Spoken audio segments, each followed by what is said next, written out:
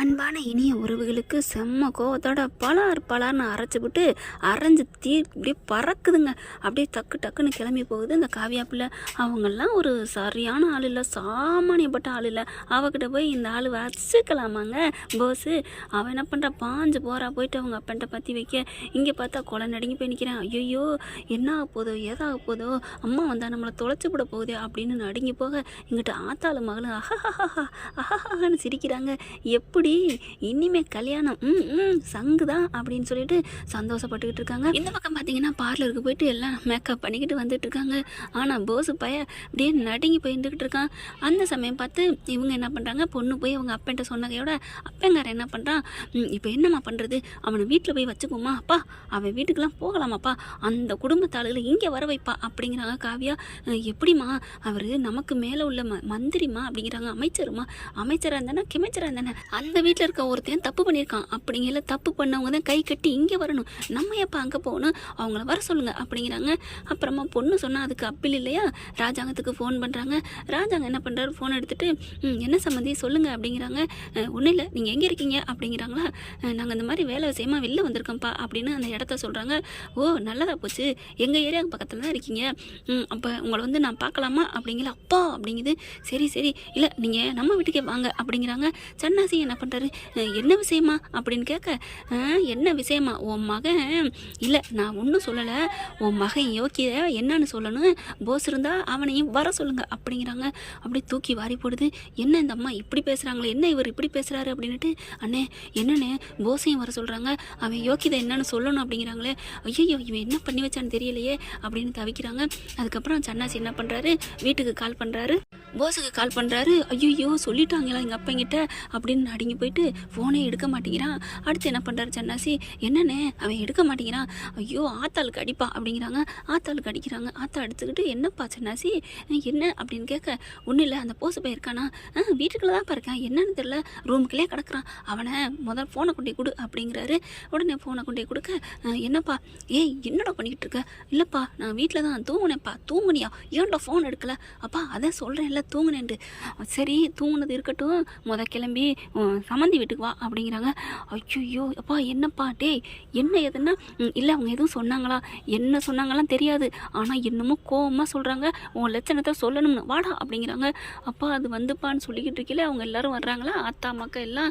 அப்போ தான் என்னடா ஏன் ஒரு மாதிரியா ஃபோனை பேசுகிற, இல்லை அப்பா என்னைய வர சொல்கிறாரு சம்மந்தி வீட்டுக்கு அப்படின்னு சொன்னகையோட, ஏன் நீ ஒரு மாதிரியா நடுக்கத்தோடு பேச, அதெல்லாம் ஒன்றும் இல்லைம்மா, அது வந்துமா நான் கிளம்புறேன் அப்பா கூப்பிட்றாரு அப்படின்னு கூப்பிட, என்ன நடந்துச்சுன்னு ஒன்றும் புரியலையே, இவன் என்ன பண்ணி தொலைச்சேன், ஐயோ அப்படின்னு இதுங்களும் பின்னாடியே ஃபாலோ பண்ணிட்டு கிளம்புதுங்க.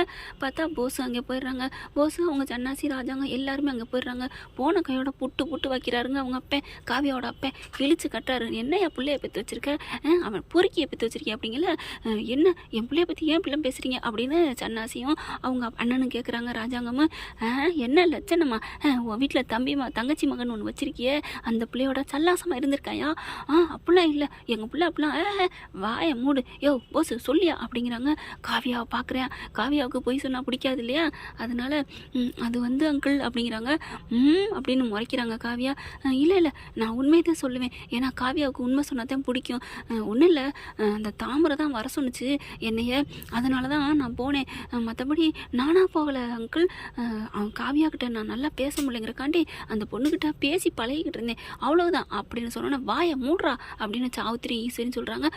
அப்படின்னு எல்லாரும் திரும்பி பார்க்க, அப்போ தான் அவங்க சொல்கிறாங்க, எங்களுக்கு தெரியாது நினச்சியா, நீ ஏதோ இந்த மாதிரி குட்டி கலாட்டா பண்ணுவேன்னு நாங்கள் பின்னாடியே வந்தோம், ஏன்டா பொறுக்கினாயே, நீனா என் ரூமுக்கு வருவேன், உன் கை வளவள கொலக்கொலான்னு இருக்குது, அப்படி பஞ்சு மெத்த மாதிரி இருக்குது அப்படின்னு என் கிட்டக வந்து பஞ்ச் டைலாக் விட்டுட்டு இப்போ வந்து ஒத்திகை பார்த்தேன், நான் சொல்கிறேன் பொறுக்கினா எப்பாலான்னு ஒரு அறை கொடுக்குது. ஆத்தாள் மகளும் அப்படியே கண்ணத்தை பிடிச்சிக்கு நிற்கிறான். அப்போ தான் சொல்கிறாங்க, போதுமா உங்கள் பையன் லட்சணம் அப்படிங்கிறாங்க. அப்படியே செம்ம காண்டாகிறாரு. என்ன பண்ணுறதுன்னு ஒன்றும் புரியலை. என்ன பண்ண போகிற அப்படிங்க அப்படிங்கல. இல்லை அது வந்து அவன் ஏதோ தெரியாமல் புத்தி கட்டிச்சு. வாயை மூடுங்க, என்ன புத்தி கட்டு போயிட்டான் எனக்கு இருக்கிற கோவத்துக்கு அப்படின்னு அந்த பிள்ளை என்ன பண்ணுது, உள்ளார போயிட்டு அப்படியே கண் எடுத்துகிட்டு வருதுங்க. வந்துட்டு அப்படியே நெத்தியில் வைக்க ஐயோ அப்படிங்கிறாங்க. ஐயோ என் பிள்ளைய விட்டுருங்க அப்படின்னு ஓடி வருதுங்க. ஈஸ்வரி பின்னாடி தானே வந்துருச்சு. என்னத்த பிள்ளையா ஆச்சு உன்னையெல்லாம் அத்தைன்னு சொல்லக்கூடாது, என்னம்மா பிள்ளையா பெற்று வச்சிருக்கிற, பொறுக்கி நாயை பெற்று வச்சிருக்கேன், எப்படி தான் அந்த வீட்டில் பொம்பளைங்களை விட்டு வச்சான்னு தெரியல. நாளான்னைக்கு கல்யாணம், இன்னைக்கு ஒரு பொண்ணு கூட சல்லாசம், ஐயோ ஐயோ அப்படின்னு தலையில் அடிச்சுக்கிறாங்க. அதுக்கப்புறம் படுவாவி என்கிட்ட சொல்லி தொலைச்சியாடா, அப்படி என்னடா உனக்கு ஐயோ நான் என்ன சொல்கிறது அப்படின்னு ஆத்தா அப்படியே பொங்குது. பார்க்குறாங்க, அப்படியே விடுங்க அவனை உயிரோடலாம் விடக்கூடாது, நான் அப்படி உங்கள் வீட்டில் சாட்டை எதுவும் இருக்கா அப்படிங்கிறாங்க. வச்சுருக்கோம் அப்படின்னு சொல்லிட்டு போமா அங்கே சாட்டை இருக்குல்ல எடுத்துகிட்டு வா அப்படிங்கிறாங்க. எடுத்துகிட்டு வந்து இருந்தாங்க அட்டிங்க உங்கள் மையனை, நீங்களே அடிங்க, இந்த பாவப்பட்டவனை அடிக்கிறது கூட என்னால் என் கை படக்கூடாது அப்படிங்கிறாங்க. அதுக்கப்புறம் சன்னாசி ராஜாங்கம் அடி பிச்சு எடுக்கிறாங்க, வெளிறு ஓட்டுறாங்க. என் பிள்ளைய விடுங்களேன் பெத்த தாய்ங்கிறது இதுதாங்க, அடிச்சு நொறுக்கிறாங்க. அதுக்கப்புறம் இங்கே பாருங்கள் என் பிள்ளை பண்ணது தப்பு தான், இனிமேல் உங்கள் பொண்ணை கொடுக்க மாட்டீங்கன்னு தெரியுது, எங்களை மன்னிச்சுக்கோங்க அப்படின்னு அமைச்சர் கேட்குறாரு. போயா என்ன உன்னை நான் சொல்கிறது போ, ஒன்றும் சொல்ல முடியாது அப்படின்னு காரி துப்பிட்டு அனுப்புகிறாங்க. அப்புறம் இன்னொன்று எங்களோட கார் வந்து கொண்டாந்து நிப்பாட்டிடுறோம் அப்படிங்கிறாங்க. உன்கிட்ட போய் என் பொண்ணை கொடுக்க நினச்சேனே அப்படிங்கிறாங்க. அதுக்கப்புறம் வீட்டுக்கு வர்றாங்க. வீட்டுக்கு வந்ததுக்கப்புறம் அப்பத்தா கேட்குது என்ன ஆச்சு அப்படின்னுக்கிட்டு அங்கே மலரும் பார்க்குது, அப்படியே தமிழ்ச்செல்வியும் பார்க்குது, எல்லாரும் பார்க்குறாங்க. அப்படியே இவன் தலையை தொங்க போட்டு வந்துட்டு இருக்கான், ஒன்றும் பண்ண முடியல. அப்படியே சட்டியில் இதை கரைச்சி ஊற்றுவாங்க பார்த்தீங்களா, அப்படியே கற்பனை பண்ணி பார்க்குறாங்க நம்ம மலர் போஸ் மேலே ஊற்றுற மாதிரி. பார்த்தா செம்ம சிரிப்பாக தான் இருக்குது. நல்லா இருக்கே கற்பனை அப்படிங்கிற மாதிரி. உள்ளுக்கு வந்தோன்னே என்னடா என்னையாச்சு, எல்லாத்தையும் குழி தோண்டி புதைச்சிட்டான் உன் மகன் அப்படிங்கிறாங்க. அப்போ தான் பார்க்குறாங்க ஈஸ்வரி, மாமா என்ன மாமா நம்ம உயிரே காப்பாற்றினா அப்படி இப்படின்னு சொன்னீங்களே, இப்போ ஏன் மாமா இப்படிலாம் சொல்கிறீங்க அப்படிங்குது. சரி உயிரை காப்பாற்றினா அப்படிங்கிறக்காண்டி இப்போ உயிரை எடுப்பானா, உயிரை எடுத்திருக்கான் அப்படிங்கிறாங்க. இப்போ அந்த கல்யாணம் நின்று போச்சு, என்ன பண்ண போகிறீங்க, ஐயோ பாவி ஏன்டா அவர் ரூமுக்கு போனேன் அப்படின்னு அடிக்கிறாங்க. அதுக்கப்புறம் போங்க தள்ளுங்க, என் மூஞ்சில முழிக்காதீங்க அப்படின்னு ராஜாங்க போயிடுறாரு. அண்ணேன்னு அவர் பின்னாடியே போகிறாரு. அதுக்கப்புறம் என்னடா நடந்துச்சு அப்படிங்கல, கரெக்டாக ஒன்று விடாமல் சொல்கிறேன் போஸ்.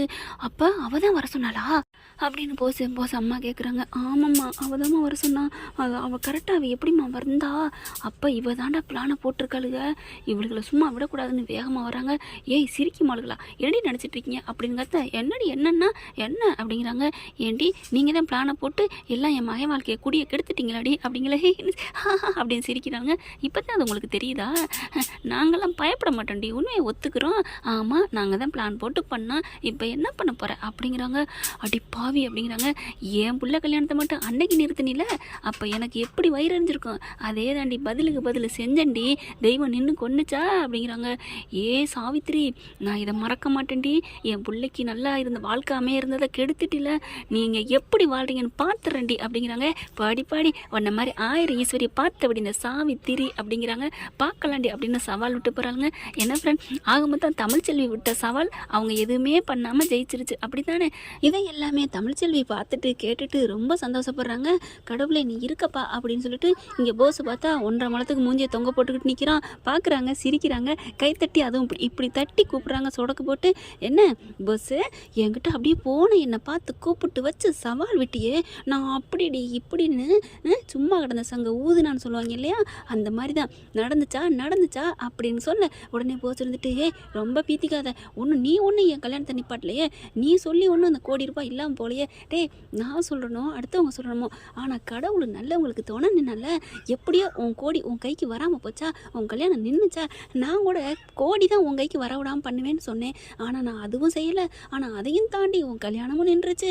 ஆக மொத்தம் இந்த தமிழ்ச்செல்வி நல்லவங்கிறத ஆண்டவன் நிரூபிச்சிட்டான் பாத்தியா, மவனே நீ ஆடாதட ரொம்ப தம்பி, இனிமேல் ஆட்டம் போடுவ அப்படின்னு சொல்லலே ஏய் அப்படிங்கிறா. அடங்குடா இன்னும் உங்ககிட்ட நிறைய ரிப்பேர் இருக்குது, இப்போ சின்னதாக தான் நீ ஒந்துப்பட்டிருக்க உங்கள் வீட்டில், இன்னும் போக இன்னும் நிறையா இருக்குது, மவனே நீ திருட்டு வேலை பண்ணது எல்லாம் எனக்கு என்ன தெரியாது நினச்சிட்டு இருக்கியா அப்படின்னு சொல்லிட்டு தமிழ்ச்செல்வி சொன்னோன்னு ஆடி போகிறான் போஸ். ஓகே ஃப்ரெண்ட் பார்க்கலாம் என்ன நடக்க போகுதுன்னு. இந்த பற்றி உங்களுக்கு பிடிச்சிருந்துச்சுன்னா உங்கள் பொண்ணான கையில் ஒரு லைக்கை போட்டு சப்ஸ்கிரைப் பண்ணிடுங்க. Thank you friends.